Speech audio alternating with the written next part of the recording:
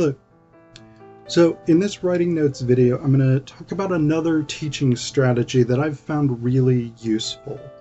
And again, this is one that can be done either in a physical classroom or in an online class. So you've got some good flexibility with this.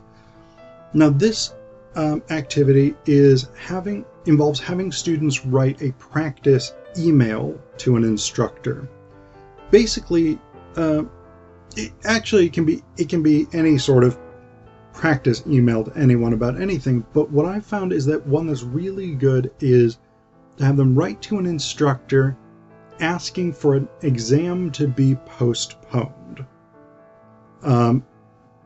You can specify it further, like postponed because of snow or whatever it is. But what you want students to be thinking about here is how to approach this audience to effectively persuade them to do something that they probably don't want to do. So this is the goal here. This is the idea behind this particular assignment, is to get students to think rhetorically about their audience. So you want to, and I mean, I've done a video before about professional emails, so if you want more sort of detail, more sort of focus on that, that's something that you can incorporate. You're welcome to show that video if you want, or you can just sort of take the information from it and develop that with your students. But I actually think it can be done a little more simply. It's not necessary to have the sort of substantial discussion of email etiquette necessarily, because you want to get your students thinking about what sorts of arguments are going to be persuasive for this reader.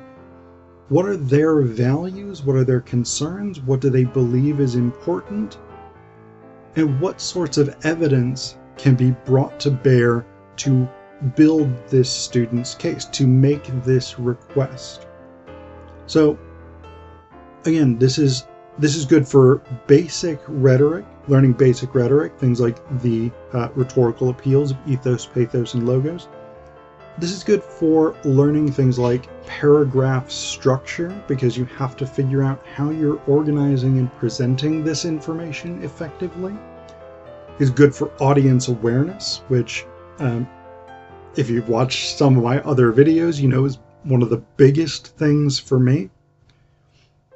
And one of the other benefits, and this may or may not be as important to you, is that this helps get students thinking about proper email etiquette, proper email approaches. Because I know I've gotten emails even from professional people that maybe just have an attachment or that don't really say anything. I've gotten emails without subject lines, etc., etc. So having students write a practice email is going to encourage them to think about their own email practices, their own best practices, approaches for writing these types of communications. And it puts